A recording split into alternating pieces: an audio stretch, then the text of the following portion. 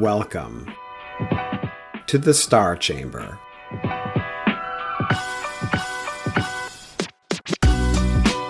I'm Ryan Swayze, a retired Air Force Lieutenant Colonel and the founder and president of the Walk the Talk Foundation, a nonprofit that advocates for and advises currently serving and former military service members going through the arduous journey of administrative processes and investigations in our government. And I am Francescagraham, a retired Army Lieutenant Colonel and the Chief Operating Officer and Chief Advisor for the Walk the Talk Foundation. For all our returning guests, welcome back. And for our new listeners, thank you for tuning in. Before we begin this week's topic, please do not forget to hit that subscribe button, check out our Walk the Talk Foundation website, and hit that donate button if you think we're doing a good job. Also, check out our newsletter, the DoD Times Redacted, on all the socials, including LinkedIn, X, Instagram, and Facebook. Links in the description. All right, Star Chamber listeners, let's get started.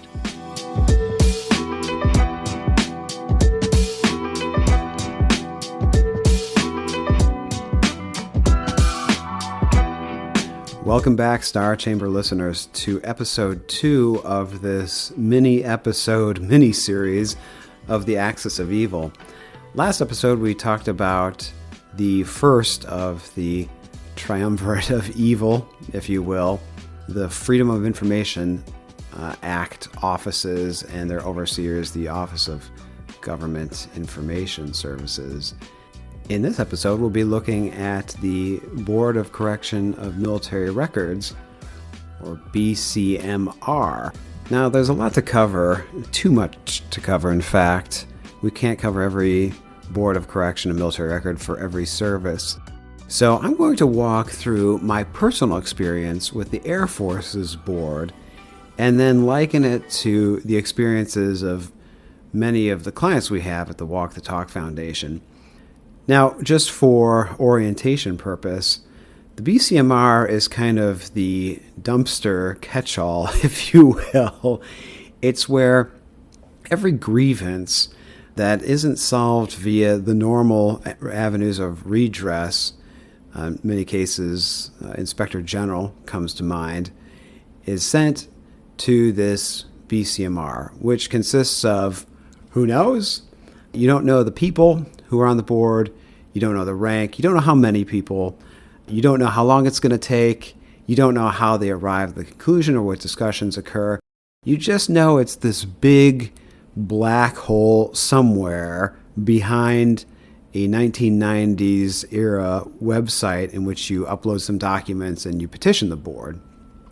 And I say it's the catch-all dumpster because in most IG complaints, specifically the closure letters, where they inevitably do not substantiate your complaint, 98.3% of the time per DoD-IG statistics, they say you can always appeal to the board to try and get your record corrected or whatever redress you're seeking, you can go to them. It's kicking the can down the road. It's saying, you didn't get redress through our corrupt, broken process of the Inspector General complaint, so why don't you try your luck at another opaque, inherently broken, corrupted process that's just as long in the Board of Correction of Military Records, where you don't even speak to anyone, let alone get a status update until it's closed.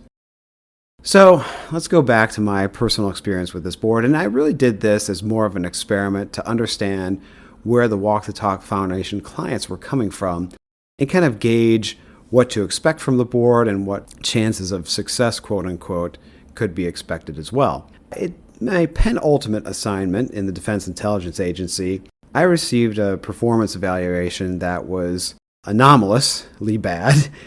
After having been a top quartile performing officer, per my records, for the first 20 years of my career, I suddenly went to bottom quartile, as attested to by a third-party witness. And what a coinky-dink, it was after I had blown the whistle on several officers to include my primary raider. So gee willikers, after that played out, lo and behold, I was not assessed to be a high-performing officer anymore. Well, I found that to be slightly unfair, and although I had retired and my performance report really didn't amount to square root of fuck all at that point, I did want to go through the process. So I filed an appeal to the board, the Air Force's Board of Correction and Military Records, and I said that my performance report was unfair because the rater was wrought with a conflict of interest because he was the subject of an investigation from a complaint I filed. And therefore, he should have been disqualified as my rater. It seemed logical to me. So I put that together, and as evidence, I provided from the IG investigation years prior the testimony that they had cited saying that my rater had given me negative feedback at the initial counseling session. Now, for context, that violates Air Force regulation. In your initial counseling, as one would expect, you're supposed to sit down with the people you're rating, give them expectations, say this is how you succeed, this is how you fail, etc. Well, in my initial sit down, after the complaint had been filed, I was already told I was a poor performing officer. The Inspector General even cited that in their investigation and said something ridiculous to the fact of, well, your negative performance report wasn't reprisal because you were destined to get a poor performance report based on your initial counseling session. I cannot make this shit up, friends. So that was funny on several levels. Number one, that they admitted there was a foregone bias. Number two, they didn't find anything wrong with that. Number three, they didn't acknowledge that it was a blatant violation of Air Force regulations. Okay, so I take that to the board and I make my case saying, look, per the Air Force regulation, the initial counseling is just that. There's no performance assessment because the rating period has just begun, logically. And this was black and white evidence as to the foregone conclusion that I was going to be a crappy officer at the end of the year, and showed the inherent bias by my rater, who again was the subject of my complaint. And of course, nobody saw anything wrong with that. So I filed that, I sent it away. You hop on this website, you upload a bunch of documents, and they go, the site says, after you upload, we'll talk to you whenever we talk to you. Don't bother us. Good luck, essentially. And it sits there, and you have no idea where you are in the queue. You have no idea when it's going to be reviewed. And then 2 years later, out of the blue, I get an email saying, your board results are ready to be viewed. I open the email, and in the final stroke of ridiculousness, the board responds by saying, I was not the victim of reprisal, as they viewed the facts of the matter of the case. That was also asinine on several levels. Number one, because I didn't go to the board filing for a reprisal complaint because that's an Inspector General function. I said I would like my record expunged because there was inherent bias and a violation of Air Force regulations in doing so. They did not, after 2 years, even address the allegation. They did not address the core issue of why I filed to the board. And instead, a panel of members of the board, who I can assert beyond a preponderance of the evidence, were not inspectors general, were not trained in Inspector General's matter, made a decision about a reprisal, which is an Inspector General function. So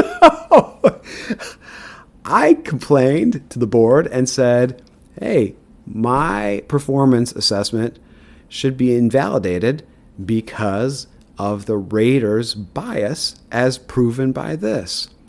And they responded, you are not a victim of reprisal. Which isn't even their job. There is no one, I can almost guarantee, was any sort or any semblance of an Inspector General on that board. But then, pew, pew, that's them playing fast and loose with the rule and the law, said, oh, we looked at the facts and you weren't a victim of reprisal.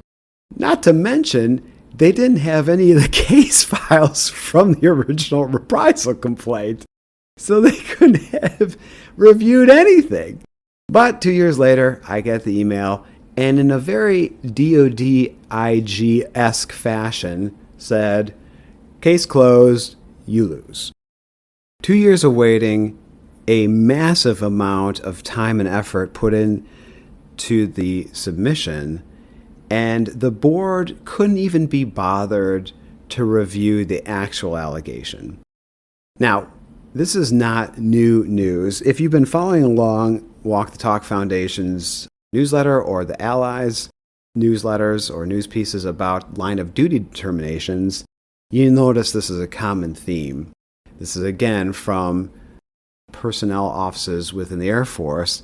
The same overseers who do the Board of Correction of Military Records are also those who are overseeing the unabashedly broken line of duty determinations where we have OBGYNs in the Air Force denying claims for spinal injuries having occurred during air-to-air combat training. If you want to know more, I'll put the link in the show to the Catherine Herridge piece about that. But this is why I've nominated the board of the BCMR, we're just going to call it for now, the BCMR to be the second spoke of the axis of evil, because you have the first spoke, which we have not talked to yet, the Inspector General system, for instance, say, okay, we're going to do a half-ass investigation, and if you don't like it, you can go to the board and you can appeal to them, who are just as equally inept and or corrupted, clearly, as the IG and EO personnel.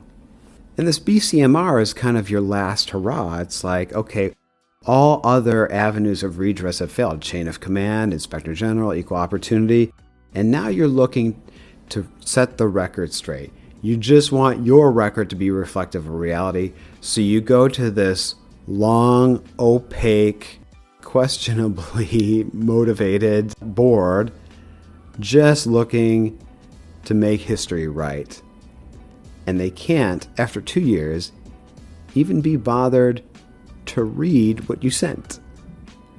Zero oversight, zero transparency, definitely no training to be an IG, making IG calls. And that, my friends, results in zero trust. Until next time, when we talk to the third spoke or side of the axis of evil, the Inspector General system, have a good week. Bye. Well, that's it for this week's topic. We really appreciate you tuning in. Don't forget to hit that subscribe button if you haven't already, and check out our foundation website at walkthetalkfoundation.org. And feel free to reach out and give us feedback. You can get a hold of us via Facebook, X, Instagram, LinkedIn, and our foundation's website. Details in the description section. Thanks for tuning in, and see you next episode.